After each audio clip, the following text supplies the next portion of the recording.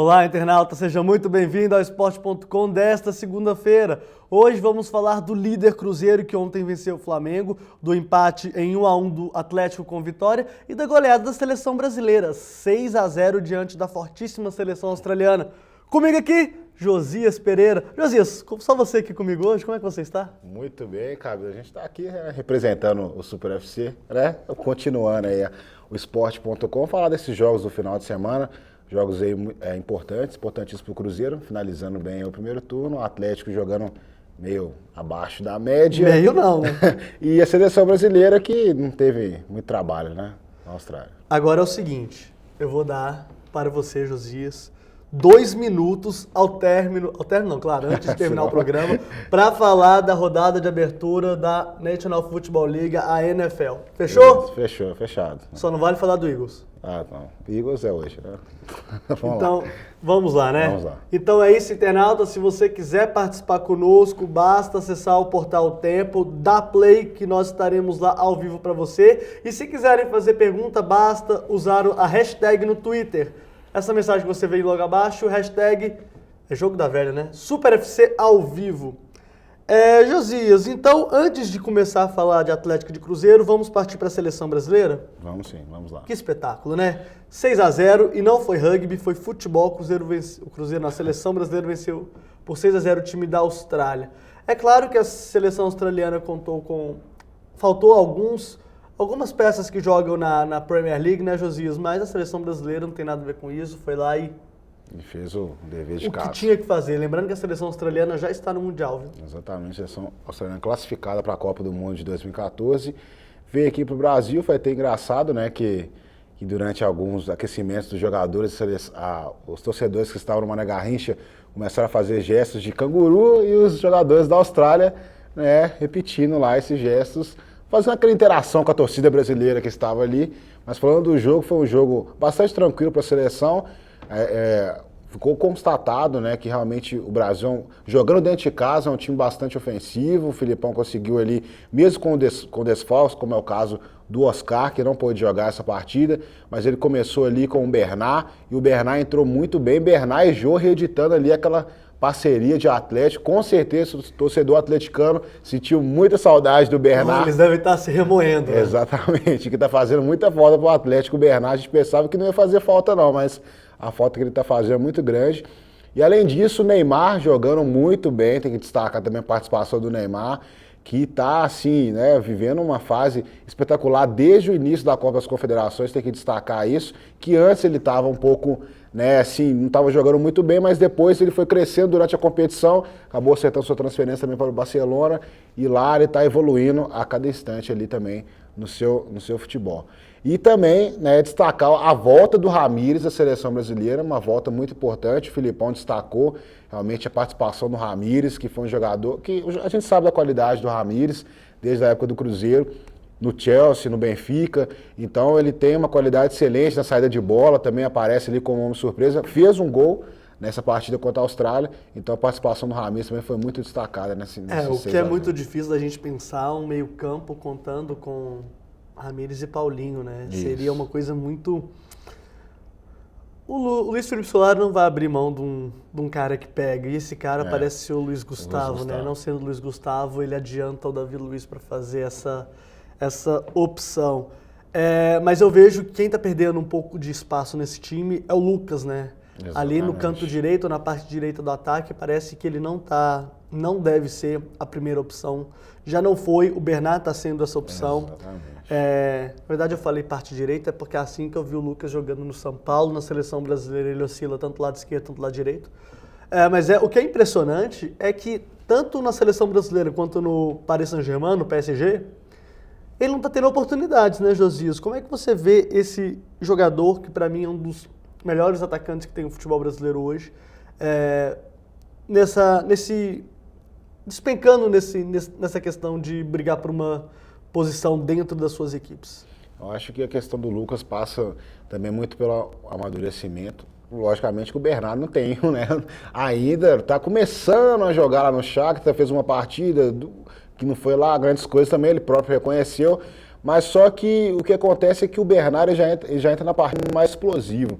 E o Lucas, de vez em quando, ele demora a engrenar e talvez seja por conta disso que o Filipão tenha deixado ele um pouco à parte, né, dessa seleção. Quando começou a Copa das Confederações, a torcida sempre chamava o Lucas.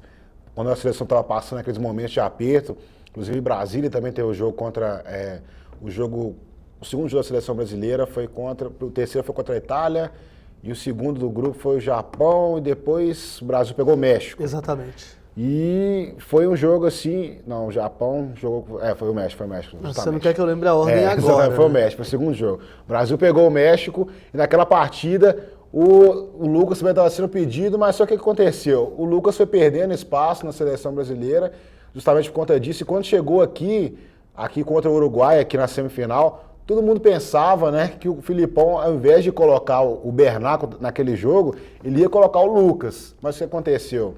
O Bernat entrou na partida. Acredito que a partir daquele momento que o Bernat entrou bem no jogo, mostrou que tinha potencial realmente de vestir a camisa da seleção brasileira, o Lucas começou a perder espaço na seleção. Eu lembro que até acompanhava, estava eu e o Thiago Prata, também repórter, aqui do Jornal Tempo, a gente estava acompanhando a seleção, e a gente discutia realmente isso, né, essa perda de espaço do Lucas na seleção brasileira, com o Bernat entrando bem, principalmente contra o Uruguai.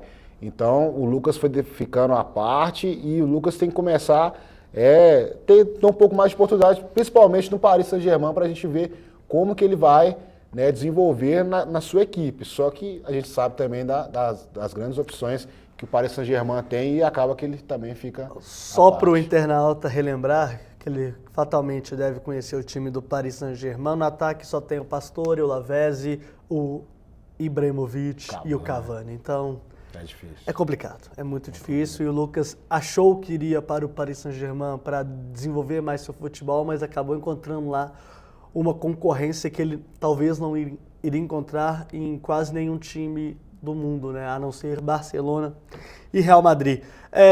Josias, seleção ok, diante de Portugal, vai jogar amanhã à noite, na terça-feira, lá em Boston. Portugal não se encontra também o nosso ilustríssimo, bonitão Cristiano Ronaldo, né? Cristiano Ronaldo está fora, pediu meio que uma dispensa. Uma dispensa para a seleção, depois da boa vitória da seleção de Portugal na sexta-feira diante da Irlanda do Norte, e está quase na Copa do Mundo FIFA Brasil 2014, né, Josias? Exatamente. Cruzeiro ou Atlético? Não, Atlético. Atlético empatou com Vitória numa chuva incondicional lá em Salvador, né, Josias, lá no Barradão. 1-1, o Atlético conseguiu um gol com o Neto Berola aos 40 minutos do segundo tempo, quase que o Galo fica mais uma vez pelo caminho, mas empatou o jogo, Josias. Tirando o que aconteceu com o Vitor no gol do Vitória, você tem mais alguma reclamação a fazer com relação a esse time do Atlético? Que eu tenho muitas. Bom, acabei acompanhando essa partida aqui, né? Tava de plantão, acompanhando o jogo do Atlético aqui. E chovendo muito, dificultou bastante. Você se molhou, Josias, igual no UFC? Não me molhei. Dessa vez eu fiquei tranquilo. Eu não. Tranquilo. Só acompanhando essa partida do Atlético.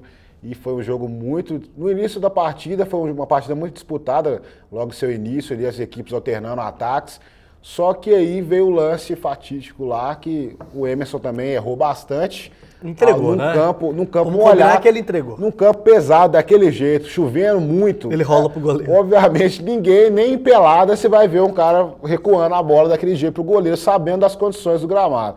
E aí o Vitor até falou que foi uma jogada de azar, o Vitor tentou sair, mas acabou chutando em cima lá do Dinei. A bola voltou pro Marquinhos no lance, e o Marquinhos foi lá, completou e marcou o primeiro gol do Vitória, o único gol na Vitória, nessa partida contra o Atlético. Fora isso, o Vitória dominou o primeiro tempo. Eu analiso dessa maneira, o Vitória teve muito mais perto ali de fazer o segundo gol no primeiro tempo, estava dominando as ações. O Atlético começou a dar uma melhorada assim no finalzinho do primeiro tempo, o time começou a acertar um pouco mais, mas tem que destacar realmente que o Atlético, na minha opinião, é um time, tá um time muito desorganizado taticamente.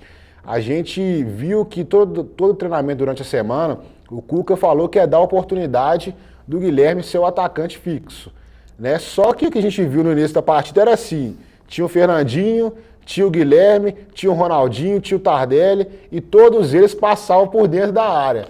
E ninguém sabia quem era o atacante fixo do Atlético. Eu absolutamente não entendi nada do que aconteceu no sábado. Não entendi. Não, Sinceramente, eu tô falando isso não tem de esquema. sacanagem, não. Eu acho que o time do Atlético tá uma confusão. Tá.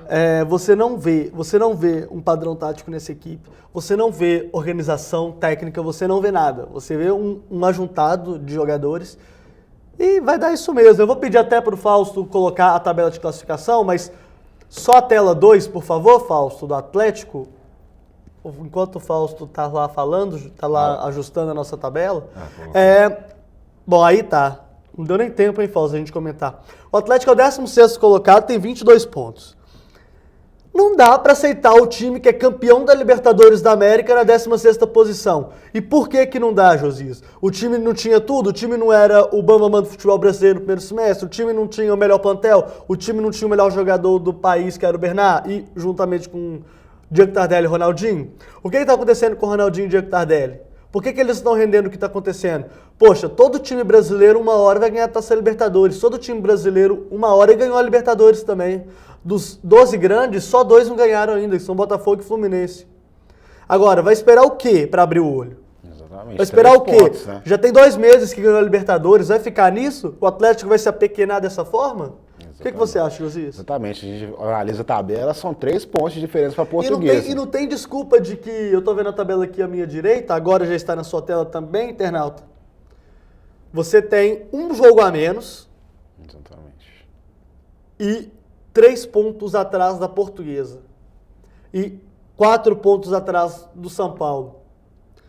É inadmissível essas coisas. São situações que você não entende. O porquê que o Cuca simplesmente desistiu do Campeonato Brasileiro. Falou aquela bobagem, porque foi uma bobagem que ele falou após o título, falando que o time ia se virar para ganhar a Copa do Brasil. Caiu já na primeira rodada deles, no caso, nas oitavas de final. E aí fica essa bobagem, sabe? Não sei... Josias, eu não sei nem que eu vou falar do Atlético agora. O time que é campeão da Libertadores não pode ser o 16º colocado do Campeonato Brasileiro. E falo isso por conhecimento de causa, né, Josias? Exatamente, não pode ser. O time precisa rapidamente acordar, porque já está aí virando o turno. O Cuca, todas as entrevistas, o Cuca está falando a mesma coisa. A gente está com uma partida a menos, se a gente vencer 3, a gente vai embalar no campeonato, vai cair lá para a posição intermediária. Mas a gente está vendo que a cada jogo o Atlético vai, e pelo menos já são 8 jogos sem perder, né?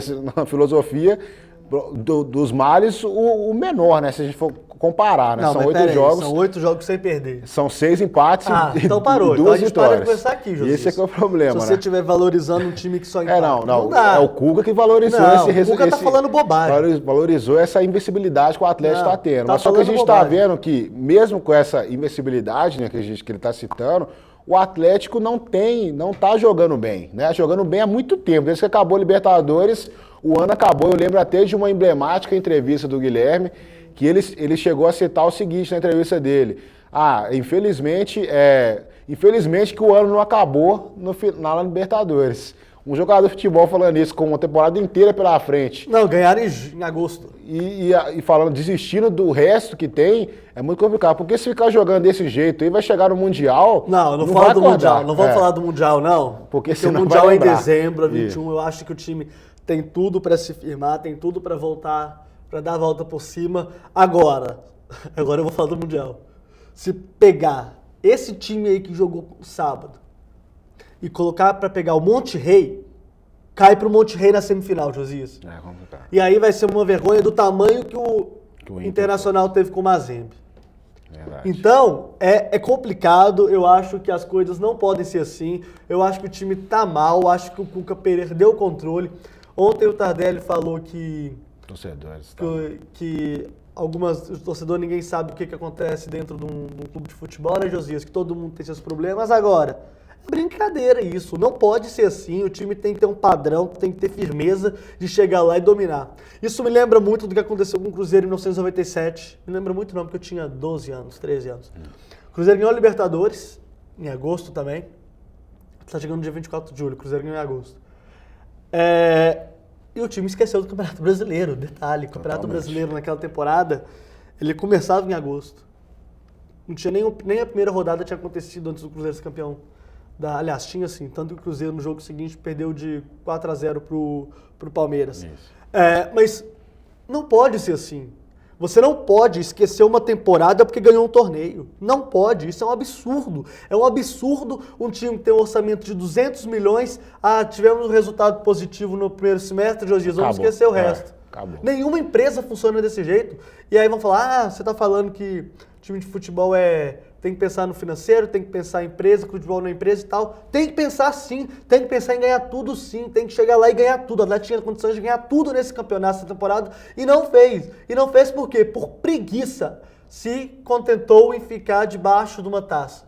Exatamente. Foi isso que aconteceu. Foi isso que aconteceu e também tem que destacar também a displicência de vários jogadores, né? Eu estava até, inclusive, fazendo a atuação dos jogadores aqui para o jornal depois da partida. A gente podia citar assim, o que eu coloquei de irregular para ruim lá no jogo foi quase o time inteiro do Atlético.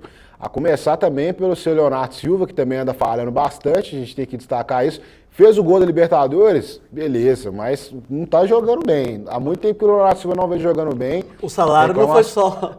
Não foi só para jogar. Julho, não, exatamente, não foi para jogar só naquilo. Inclusive, durante a partida, a gente tem que falar que ele teve um princípio ali de bater boca ali com o Cuca ali na beira do campo, ali por conta de que tá dando muitos chutões para frente. O Cuca não queria que ele fizesse, queria que colocasse essa bola no chão e saísse pro jogo. Na jogada seguinte, o Leonardo Silva fez a mesma coisa e meteu o chutão para frente. Então, tem que ter mais controle sobre esse time do Atlético. Os jogadores estão realmente perdidos. O Tardelli saiu ali também, não jogou quase nada. O Guilherme também não fez nada na partida. O Guilherme não veio fazer nada há muito tempo no Atlético também. Na verdade, ele fez, a gente não tem que falar do Fernandinho nem do Dátalo, que estão começando agora no Atlético, então também não. Até o Fernandinho jogou muito participativo na partida, não foi aquele grande jogador, mas pelo menos tentou algumas coisas. E o Berola foi, assim, talvez o único que destoou, porque ele entrou no jogo mais animado, né? Tanto é que no primeiro lance ele meteu uma caneta e quase fez um golaço, e no segundo, depois do erro do Cadu, ele chutou e fez o gol do empate do Atlético, salvando o Atlético de perder para o Vitória e complicar mais sua situação no Campeonato Brasileiro. Lembrando que o Atlético teve muita sorte, porque a Portuguesa pressionou bastante o Grêmio no pênalti polêmico lá, o Grêmio conseguiu a vitória sobre a Portuguesa. E quase que se a Portuguesa tivesse ganhado o Grêmio, o Atlético estaria na zona do rebaixamento hoje, né? Esse que é o problema. E azar se o Atlético tem um jogo a mais. A verdade é essa. Pra mim é azar. Não importa se tem um jogo a mais. O time não pode terminar o primeiro turno. Um jogo a menos, na verdade, né? Um jogo a mais pra fazer, no caso. O time não pode... Eu tô olhando a tabela aqui, mas não pode acontecer isso que aconteceu. Josias, então, Galo, encerrado. Encerrado. Vamos então de falar do Cruzeiro. O Cruzeiro venceu o Flamengo 1-0. O Ricardo Goulart deu uma sorte incrível, né? E conseguiu se manter na liderança. Na verdade, o Cruzeiro se manteria na liderança com qualquer resultado, mas isso fez com que o time se mantesse com 4 pontos à frente do vice-colocado, que no caso hoje é o Botafogo, já que o Elias fez um golaço de meia bicicleta lá diante do Criciúma. E aí, Josias, Cruzeiro pressionou, ficou num 1-0 magro, se manteve na ponta do campeonato, é um time que hoje, na minha opinião, é o que melhor joga, você vê, é impressionante como você vê nitidamente como o Cruzeiro está se portando em campo, né? Você vê exatamente quando o time faz a pressão, quando volta, quando ele recua, parte tática, parte tática atrás, parte tática na frente. É impressionante como esse time do Marcelo está desenvolvendo, né? Exatamente, a gente tem que destacar isso. Agora, destacar também que o Cruzeiro está perdendo muito gol, né? Isso que está complicando, porque se o Cruzeiro conseguisse pelo menos balançar as redes, algumas oportunidades que ele tem, não seria um jogo... Contra o Santos, por exemplo, faltou não seriam partidas tão complicadas do jeito que está sendo para o Cruzeiro. Algumas partidas, né? Porque outros o Cruzeiro consegue fazer, tem muitos gols, inclusive tem 24 gols aí, né? O melhor ataque do Campeonato Brasileiro. 42 jogos. 24 gols de saldo. De saldo. Então, é o que prova isso. É estranho a gente falar que o Cruzeiro está perdendo muito gol, sendo o melhor ataque e tendo o melhor saldo. Mas só que tem que acertar isso um pouco mais, as finalizações, para conseguir liquidar de vez seus adversários e não passar tanto aperto. Mas tem que destacar que o Cruzeiro está jogando muito bem o futebol, assim, muito rápido, muito movimentado. Ali o Everton Ribeiro fazendo partidas excepcionais, dribles sensacionais. O drible que ele deu a Lazidane ali na ponta, tá jogando muito. Depois ele deu um outro drible, escapando de 2 adversários. lá no canto esquerdo, quase proporcionando o gol do Lucas Silva, que chutou de fora da área. Então o Cruzeiro vai encaixando e tem que falar também da questão do banco de reservas do Cruzeiro, que é um banco também muito forte, vou parar para pensar. O Marcelo Oliveira tirou o Borges e colocou o Dagoberto. Ele teve ainda o luxo, né, de poupar o Júlio Batista e deixar sua equipe ali com o Ricardo Goulart, Nilton ali no meio campo. E também ele não colocou o Henrique foi poupado, o Henrique já vinha de 2 partidas, o Nilton voltando para a equipe titular do Cruzeiro. Então tem várias peças, o Cruzeiro vai aí se estabilizando, realmente comprovando a sua força dentro do Campeonato Brasileiro e brigando aí pelo título, né? Que agora, com esses 4 pontos de vantagem, eu acredito que a situação agora é a seguinte: o Cruzeiro, se fizer o dever de casa, né, continuar vencendo as partidas como tem sido, só empatou com o Santos nesse primeiro turno do Campeonato Brasileiro, o Cruzeiro tem tudo aí para conseguir 70 pontos, mais ou menos, se a gente for fazer uma média aí de cálculo, conseguindo algumas algumas vitórias fora de casa, e tudo aí também para consolidar o título. Agora o Cruzeiro não pode perder essa batida, esse ritmo que ele tem obtido aí nesse primeiro turno do Brasileiro. O que mais impressiona no Cruzeiro é a facilidade com que esse time tem de criação, né? Tá criando muito bem, tá criando muito em qualidade e em volume, né, caro Josias? E a gente tem que falar, o Cruzeiro hoje é o favorito ao título, é o time a ser batido hoje no futebol brasileiro, e eu tô começando a achar que os que podem alcançar o Cruzeiro, caso de Botafogo, caso de Corinthians, caso de Internacional e de Atlético Paranaense, é difícil você ver uma constância nesse time, uma regularidade nesses times que possam fazer com que o Cruzeiro simplesmente caia de rendimento e não consiga deslanchar ou ser campeão brasileiro. Eu tenho aqui a lista de jogos da Raposa nas próximas rodadas. Encara um Goiás, lá no Serra Dourada, na quarta-feira agora, sendo que contra o Goiás provavelmente Walter não joga, o nosso gordinho mais querido. Na sequência, no sábado, encara o Atlético Paranaense no Mineirão. Jogo para 50 mil torcedores, viu, torcida do Cruzeiro? Para jogar contra o Atlético Paranaense, jogo de 6 pontos, tem que vencer ou vencer, porque se você vence, você praticamente descarta o Atlético Paranaense. Na sequência, pega o Botafogo, em casa também. Mesma coisa, não precisa falar, tem que ganhar. E depois, Corinthians e Internacional na sequência fora de casa.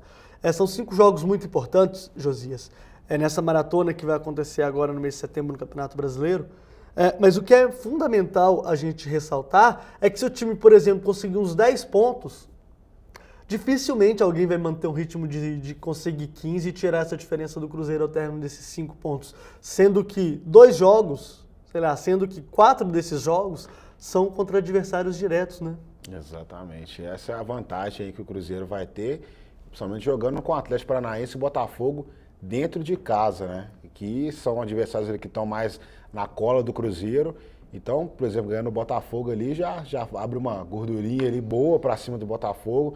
O Cruzeiro tá caminhando aí bem nesse campeonato, tem que fazer valer, como você disse. Agora é a hora da torcida do Cruzeiro realmente comparecer mesmo. Ontem é caro pra caramba. Isso, tem que também olhar isso aí, né? A diretoria do Cruzeiro tem que tentar fazer alguma coisa para baratear o ingresso em algum momento desse campeonato, para fazer mais pressão, talvez contra o Botafogo seja um momento ideal, né? Contra o Atlético Paranaense. Também, exatamente. Então, se baixar pelo menos uns 20 reais, já vai dar um alívio ali pro bolso do torcedor muito grande. Então, é fazer valer essa pressão que está exercendo no Mineirão, não perde no Mineirão, desde que o Mineirão foi reaberto aí para o público. Então, o Cruzeiro tem que estabilizar, tem que mostrar a sua força também fora de casa, como tem feito também algumas partidas do Brasileiro. É lógico que fora de casa o time costuma jogar com uma postura um pouco mais defensiva, mas se tentar forçar, a gente sabe que, por exemplo, contra o Goiás agora. O Goiás é um adversário ali que de vez oscila muito, né? Sim. Então, se o Cruzeiro conseguir forçar ali para cima do Goiás, eu acredito que tem tudo para vencer também lá no Serra Dourada. Lembrando que o Goiás não perde competições nacionais no Serra Dourada, já que já tem mais uns 46, 47 jogos, alguma coisa desse tipo. E outra coisa também que a gente tem que destacar a respeito da situação do Cruzeiro no Campeonato Brasileiro é que as equipes que estão ali na cola do Cruzeiro, elas estão disputando a Copa do Brasil também, paralelamente. Então, agora com essa mudança da Copa do Brasil que vai ter, né, o final aí da temporada, Isso também vai mostrar como que essas equipes se vão dar prioridade essa Copa do Brasil, porque obviamente vão dar, porque é uma competição que dá uma vaga na Libertadores, talvez seja um caminho até mais, assim, logicamente você tem os confrontos regionais, essas coisas, mas talvez seja um caminho mais tranquilo para chegar à Libertadores. Então vai forçar para conquistar esse título da Copa do Brasil. Então as equipes forçando o Cruzeiro, que está ali na sua, né, só disputando o Brasileiro, tem tudo ali para tentar manter essa média, só pensando, pegando adversários como o Botafogo, que inclusive deve estar numa competição ali com o Flamengo na Copa do Brasil nas quartas de final. Então tem tudo ali para conseguir mostrar o seu ritmo e vencer essas equipes que estão pensando em outras na Copa do Brasil. Eu vou pedir para o Fausto colocar a tabela de classificação do Campeonato Brasileiro para a gente ter uma noção melhor do que está acontecendo. Aí está a 19ª rodada, o Vitória empatou com o Atlético em 1-1, Fluminense 1, Bahia 0, Santos 1, Goiás 0, Ponte Preta 1, Internacional 3, ótima vitória do Inter, né, fora de casa, Grêmio 3, Portuguesa 2, jogos de sábado estes, agora vão para os jogos de domingo.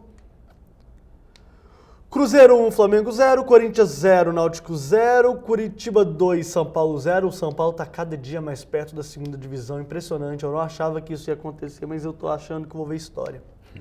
Criciúma 1, Botafogo 2, no último minuto, né? E o Vasco empatou com o Atlético Paranaense em 0-0. Agora vamos com a tabela de classificação. Temos o Cruzeiro líder, 40 pontos, vencedor do primeiro turno. Tem 42 gols esse time, um saldo de 24. É absurdo o que o Cruzeiro fez nesse primeiro turno. 12 vitórias, inclusive. O Botafogo está na segunda posição, 36 pontos, seguidos do Grêmio, 34, e Atlético Paranaense, 34. Corinthians já se afastou um pouco, tem 30 pontos ganhos. O Cruzeiro já pôs 10 pontos na frente de Corinthians e Internacional. Isso é uma coisa a ser explorada, né, Jesus? Virando a página, temos o Atlético, como eu falei, na 16ª posição, mas vale lembrar que tem um jogo a menos diante do próprio Náutico. O Flamengo tem 22 na 15ª posição e os mesmos 22 tem o Fluminense na 14ª.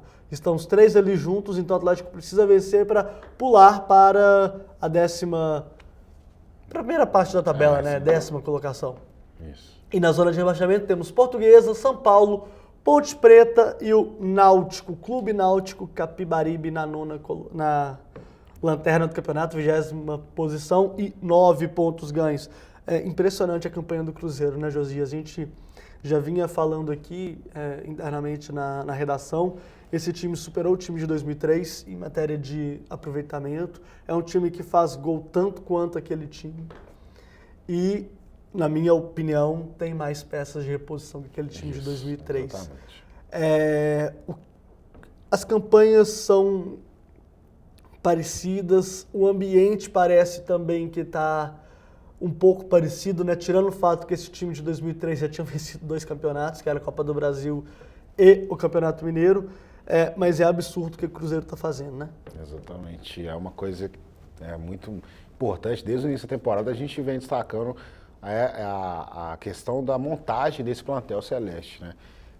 Começou assim de uma forma com o Diego Souza, trazendo o Ricardo Goulart, e não via muita assim, expectativa. O Cruzeiro começou a jogar bem, começou a dar um retorno maior, foi desenvolvendo o Campeonato Mineiro, acabou chegando na final do torneio e não foi, né? Acabou perdendo para o Atlético, que vinha muito melhor, tanto na Libertadores como no Campeonato Estadual, vindo desde a época do Brasileiro, né? Do ano passado. O Atlético já estava montado e o Cruzeiro estava uma equipe em formação.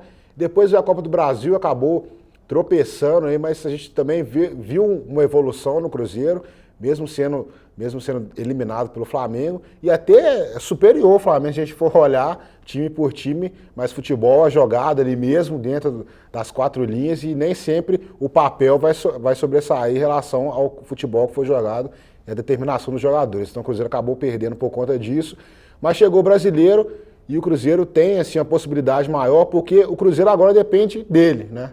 Se o Cruzeiro manter a sua própria campanha que executou no primeiro turno, tá com a possibilidade. Se fizer a campanha de primeiro turno, ele é com certeza campeão, até com rodadas de antecedência. Exatamente. É difícil um time fazer 80 pontos para se sagrar campeão. Difícil. Eu estimo ali que 75 pontos dê para o Cruzeiro ficar tranquilamente com o título brasileiro e a Libertadores 68, 67 talvez. Exatamente.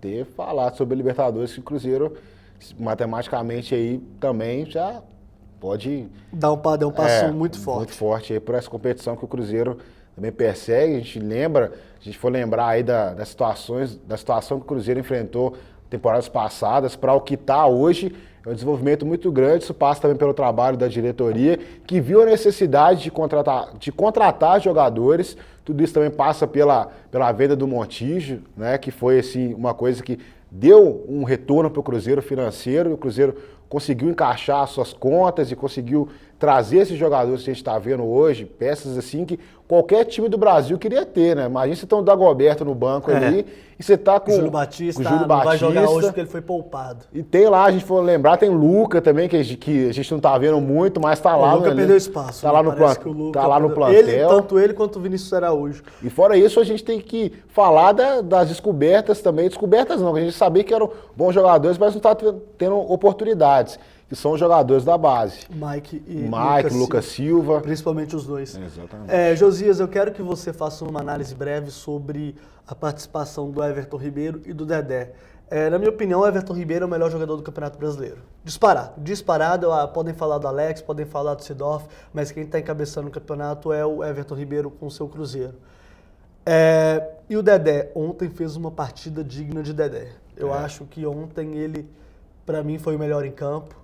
O Cruzeiro conseguiu dominar amplamente o Flamengo, mas quando a bola chegou, seja ela por cima, seja ela por baixo, seja em jogadas de velocidade do time rubro-negro, o Dedé cortava todas.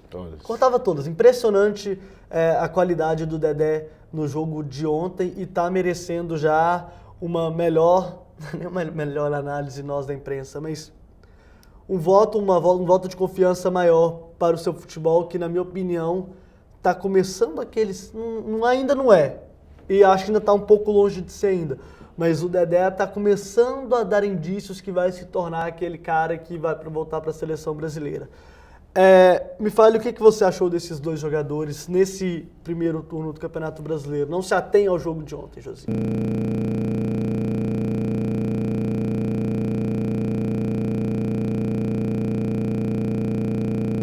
Nome mesmo para esse setor. E no início ele começou assim meio, né, tentando se adaptar ao esquema, porque ele veio de um esquema lá do Vasco, ele era praticamente não, ele era o grande jogador do Vasco. Ele era o batedor de pênalti do time. Exatamente, ele era o grande destaque do Vasco. E no Cruzeiro ele chegou para ser o homem da zaga, porque o Cruzeiro já tinha vários jogadores para ser o destaque, para serem destaques mesmo da equipe. Então ele chegou ali meio quietinho, como mineirinho, né, como as pessoas gostam de falar, trazer esse estigma aí para o mineiro, mas aos poucos ele foi começando a desenvolver melhor seu futebol. É lógico que algumas partidas ele deu vacilos realmente, deu susto na torcida, não conseguia acompanhar alguns atacantes muito mais velozes do que ele, né, não conseguia tirar essa bola desses atacantes, mas depois eu acho que aquela partida contra o Flamengo, acho que foi também um divisor de águas, aquela partida que teve aqui no Mineirão para ele, que foi fatidicamente o erro que ele deu, né, que tentou ali. O jogo 1 talvez tenha sido, talvez não, foi isso que entregou a eliminação para o Flamengo, mas no jogo de volta também teve outro lá que... que foi também outro vacilo. Mas aí ele acredito até para dar uma resposta, né, para o torcedor que estava querendo uma atuação digna de Dedé, ele fez isso tudo nessa partida de domingo contra o Flamengo. Então acredito que ele está evoluindo juntamente com o elenco do Cruzeiro, né? No início do ano o Cruzeiro, que passou por alguns zagueiros, colocou alguns zagueiros na sua equipe titular, o Marcelo Oliveira, como foi o caso do Paulão, testou ali Paulão com o Bruno Rodrigo, depois Léo com o Bruno Rodrigo com o Paulão, Léo com o Paulão, ficava naquela situação, não tinha realmente uma definição, mas o Dedé chegou ali para assumir essa posição. O Bruno Rodrigues salvou o Dedé Várias vezes. Nas costas, a gente tem que destacar, inclusive, a situação ali do Bruno Rodrigo, que também muito bom jogador. Também teve seus erros, como qualquer jogador, não é todo dia um jogador vai ter. O Bruno Rodrigo jogando, ele me lembrou no Mundial de Clubes contra o Barcelona, a zaga formada por ele e pelo Durval. Que coitado do Bruno Rodrigo. Carregar o Durval nas costas não teve jeito, não. Isso. Então, eu acredito que o Dedé é questão de evolução mesmo. Acho que quanto mais ele se firmar como esse grande jogador e ter essa consciência de que ele realmente é o grande nome da zaga celeste, ele vai conseguir estabelecer aquele nível de futebol que ele vinha mostrando no Vasco e o que fez com que ele chegasse à seleção brasileira. E o Everton? O Everton Ribeiro já é um jogador... Desculpa, eu peço perdão, torcedor do Cruzeiro. Everton Ribeiro. Isso. Continue. Porque o Everton... não dá. O Everton, esse entrou uma vez, coitado do Everton. Mas o Everton Ribeiro... coitado de mim, Jesus. Aquele lance lá do Atlético que marcou o Everton nessa temporada, né? Mas o Everton Ribeiro, para mim, também é o grande nome da equipe, né, nesse Campeonato Brasileiro. Nessa temporada, inclusive.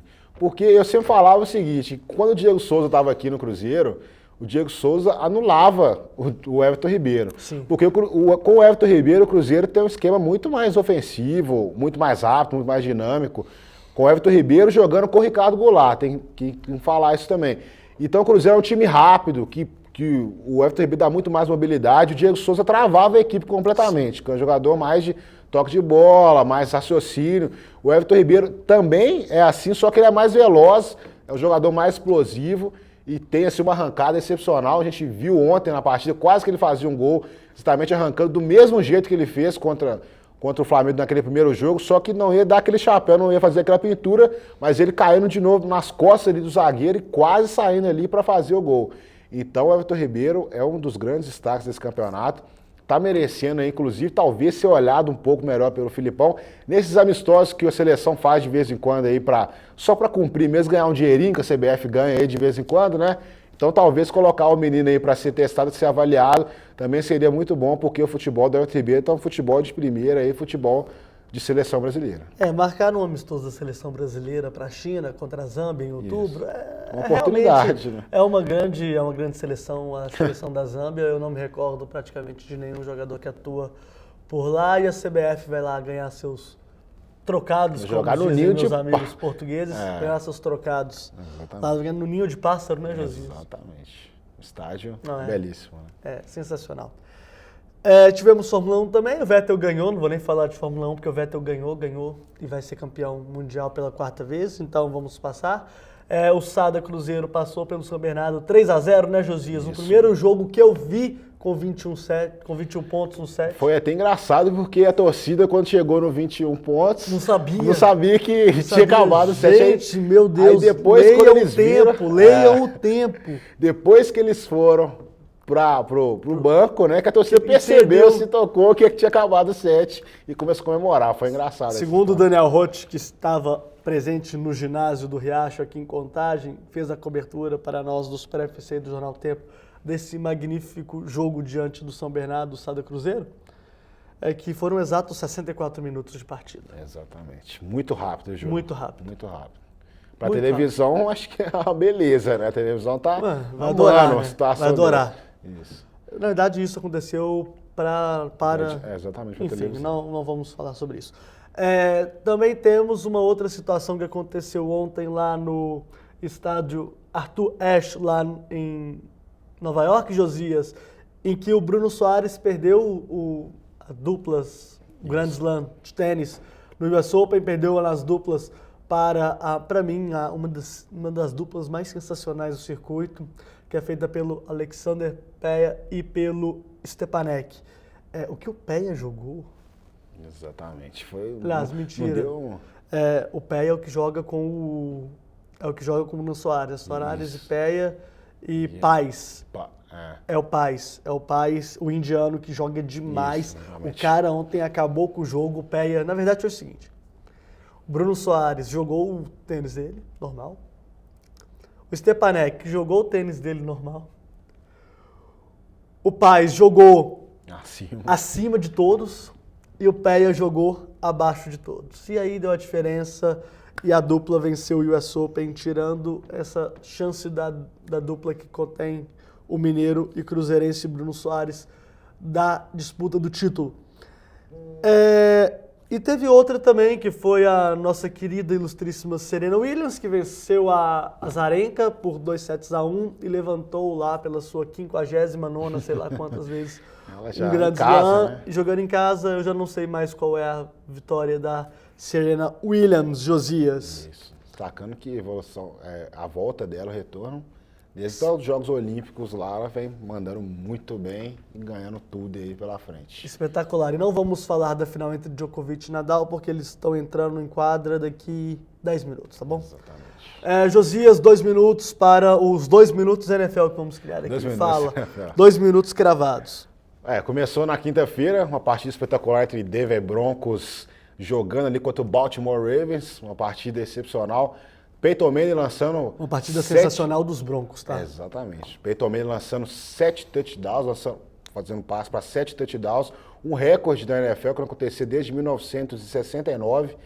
Então, jogador assim, que para mim ele está num patamar muito acima dos quarterbacks que tem na NFL atualmente, apesar de ter ganhado apenas o Super Bowl. Mesmo assim, a gente viu grandes jogadores aí, grandes quarterbacks que não ganharam nenhum e até hoje são considerados os melhores. É uma sacanagem porque o Super Bowl é um jogo só, então tudo pode acontecer. Tudo pode acontecer. E aí? E aí tivemos também em rodada ontem 13 jogos no domingo. Destaque novamente para quem? Destaque aí para, primeiro começando com o San Francisco 49ers, que ganhou do Green Bay Packers, numa partida muito boa mesmo, o Colin Kaepernick, que foi o quarterback que chegou... O novato que chegou no último Super Bowl, chegou na final do último Super Bowl. E amarelou no último Super Bowl. Lançou para 412 jardas.